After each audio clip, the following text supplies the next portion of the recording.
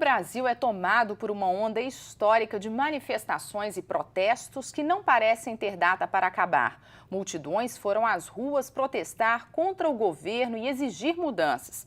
A corrupção, os problemas na saúde e na educação são os principais fatores que motivam a manifestação popular.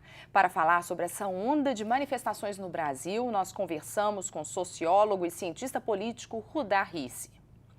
Rudá, bem-vindo. Obrigado, Renato, pelo convite. Como que você analisa essas manifestações no Brasil? Bom, nós temos manifestações de várias naturezas, né? Nós tivemos uma em junho de 2013, talvez a mais potente, a mais importante desse último período, que ela era muito difusa, não havia liderança, não havia bandeiras específicas, era uma espécie de carnaval político, muito importante para o país, que já colocava algumas questões em relação a como governar. Havia uma discussão sobre o método, que não havia escuta, né? Em praticamente todas as capitais, né? Em julho de 2013. Todo o litoral do Nordeste e o Centro-Sul, né? Foi aí que foi o centro das manifestações de 2013. Quase 4 milhões de brasileiros saíram às ruas em mais de 400 municípios, né?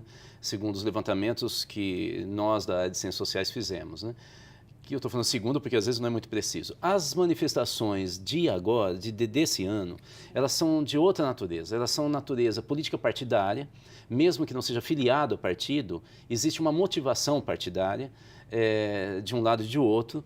Há uma preocupação que evolua para uma venezuelização de conflito de rua, algo que o país efetivamente não necessita, e grande parte da massa dos brasileiros está de espectador, é diferente de junho de 2013. São dois tipos de manifestação, mas as pessoas estão indo às ruas, se organizando mais. E como que você vê esse discurso, que num momento é apartidário, em outro momento não, e em relação à corrupção, educação, saúde e também contra o governo? Eu acho que a gente tem que levar em consideração o seguinte, o que eu vou falar pode ser até paradoxal. De um lado, sair às ruas para manifestar sua intenção em relação ao uso do dinheiro público, que afinal é nosso, é um direito democrático e isso define a democracia. Ou seja, onde não há isso é porque nós não temos democracia. O problema é quando você insiste nesse mecanismo para ser ouvido. Quer dizer, um país que tem manifestações, multidões saindo à rua, frequentemente é um país cujas instituições de representação não estão funcionando. E é esse o problema. O parlamento não representa mais os brasileiros, nós sabemos disso. E o governo federal também não. Eu não vou entrar em detalhes de governos estaduais, que a gente está vendo no Paraná, em São Paulo, mas o Paraná talvez seja mais agudo, né? E já tivemos no Rio de Janeiro com outro partido governando, também numa crise desde 2013. Mas eu vou me concentrar aqui no governo federal. O governo federal tem um problema que ele ganhou a eleição derrotando a proposta de política econômica que ele está adotando. Sim. Em tão poucos meses, é como se o governo tivesse virado as costas aos eleitores. Então, nesse caso, ela não tem só a oposição dos eleitores que não queriam que essa candidata fosse reeleita. Ela tem agora os eleitores dela. Isso, né? Tem sido uma crítica muito grande. Ou seja, então, juntando as duas coisas, um mal-estar muito grande, uma oposição e um campo institucional de representação que não funciona. Agora, Rudá, você citou a Venezuela. Quais as semelhanças com o Brasil? Quais, digamos, os riscos que a gente corre? Eu acho que existe uma oposição despreparada nos dois países. Acho que a situação no Brasil é um pouco mais preparada do que a da Venezuela, né, dos chavistas, mas a oposição é muito parecida. São duas oposições que elas não dizem o que elas querem. Se você chegar claramente, por exemplo, o principal partido de oposição, o seu presidente nacional veio a público dizer que ele acha que o pacote econômico que a população está criticando é frágil, que ele teria que ser mais duro. Ora, é remar contra a maré. Então, nós não temos muita alternativa. Ou é a situação que está ruim, ou a oposição que quer que fique pior, né? Então, essa situação é muito parecida da Venezuela com o Brasil. Uma oposição que não consegue lidar com a derrota e que não se sabe direito o que ela propõe, ela é imatura. Os governos, os dois, me parecem muito frágeis, do Maduro e de Dilma Rousseff, e erram em relação à condução da comunicação e da escuta, principalmente, junto à população. Que resultados que a gente pode esperar dessas manifestações? Bom, nós temos várias possibilidades. O primeiro que com certeza em qualquer situação vai gerar é o aumento da força do PMDB. Que, aliás, todas as grandes manifestações, desde o fim do regime militar no Brasil, de massa, aumentaram o poder do PMDB. O que mostra como que situação e oposição não conseguem achar um caminho institucional de mudança. Então você vê a campanha das diretas deu na eleição de Tancredo, que acabou falecendo, e quem governou no governo Sarney foi o PMDB. Embora não fosse o Sarney do PMDB naquele momento. O impeachment do Collor deu um aumento de poder do Ulisses Guimarães do PMDB. E sem eleger, eles nunca elegem presidente. Sim. Eles não conseguem superar 5% da intenção de voto. Nas eleições. Na campanha de junho, na manifestação de junho, de fato, como não havia uma articulação com o campo institucional, o PMDB elege os 2 presidentes do Congresso Nacional. E agora, se Dilma Rousseff cair ou não cair, quem vai governar o país é o PMDB. Portanto, nem PSDB, nem PT vão se sair bem nessa história. Quem sai bem sempre é o PMDB. De restante, é o que eu disse, eu não sei se o agravamento do conflito vai ser tão grande a ponto de acabar levando à renúncia, como Jânio Quadros, ou não, nós teremos 4 anos de muita dificuldade no país e muita tensão.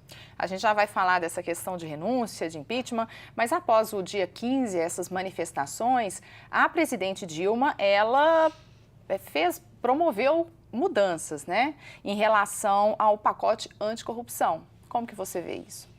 Olha, é um pacote sem sentido, né, porque é uma resposta. A presidente Dilma está completamente desguarnecida no Congresso Nacional. Ela está na reação, é uma agenda reativa, e ela cometeu um erro político grosseiro, que foi colocar como ministro da Fazenda alguém que ela não pode demitir, porque se ela demitir, o mercado vem abaixo, e com isso ela praticamente tem um primeiro-ministro representando os bancos, não é nem o setor produtivo do país. Isso demonstra a fragilidade dela, porque quem é contrário ao governo e é convidado para governar não vê isso como educação, vê isso como fraqueza. E o governo dela está sendo minado por todos os lados. Nesse momento você lança um pacote para responder manifestação de rua, então o eleitor fala, bom, não era muita intenção, por que ao invés do pacote econômico ela não soltou esse antes? O governo reativo é assim, ele está sempre um passo atrás do momento político. E de que forma que isso impacta a vida do cidadão? Essas questões políticas, na economia do país? Eles agudizam a situação econômica. Nós até agora não sentimos os efeitos do pacote. Nós não tínhamos crise. Para que você tenha uma ideia, quando o Fernando Henrique Cardoso entrega o governo para o Lula, no último ano de governo dele, em 2002, portanto, nós tínhamos o risco Brasil medido internacionalmente de 2.000 pontos. Hoje está abaixo de 200. Nós tivemos investimento de 61 bilhões de dólares no ano passado no Brasil. Nós achamos que investidor acha que é bom jogar dinheiro num país falido? Não havia crise, mas a presidente Dilma resolveu, criar uma situação de atração da oposição ou do discurso oposicionista, principalmente do empresariado. E agora ela criou uma crise. Então, a situação política só vai deixar mais aguda e evidente, como se a gente tivesse quebrado o amortecedor do carro e ele está passando num lugar trepidante, ele só vai agudizar mais uma crise violentíssima. Você acredita que nos próximos meses, então, a gente vai ter um impacto maior ainda? Maio e junho, possivelmente greves muito pesadas em maio, do funcionalismo público e talvez manifestações como a de 2013 em junho, porque a situação vai ser muito ruim, desemprego e queda de consumo. Sim. Em relação ao impeachment, a gente citou, algumas pessoas nas manifestações pediram isso, mas tivemos eleições recentemente e a presidente foi reeleita. Como que você vê essa questão? Eu acho que é uma infantilidade e ignorância política, que é uma minoria que quer impeachment. Quer dizer, não sabe nem o que é impeachment, é uma lei de 1950, que foi atualizada em 2000 em alguns itens. Eu tenho certeza que eles nem leem lei, imagino que eles têm um desprezo à lei. É gente que gosta de fazer política com músculo e não com cérebro, né? É ruim para a democracia, mas esse pessoal não vai conseguir ter intento nenhum, não vai conseguir marcar nenhum gol, porque a Procuradoria-Geral da República e o próprio Tribunal Superior já disseram que não há caso nenhum para impeachment. Não adianta ficar forçando uma situação. O que tem que entender é o seguinte: de certa maneira, esse pessoal, se tivesse um pouco de habilidade política, eles têm todo o direito de ser oposição. O que eles poderiam fazer? Imaginar, quanto mais frágil a presidente, mais fácil dela aceitar uma mudança.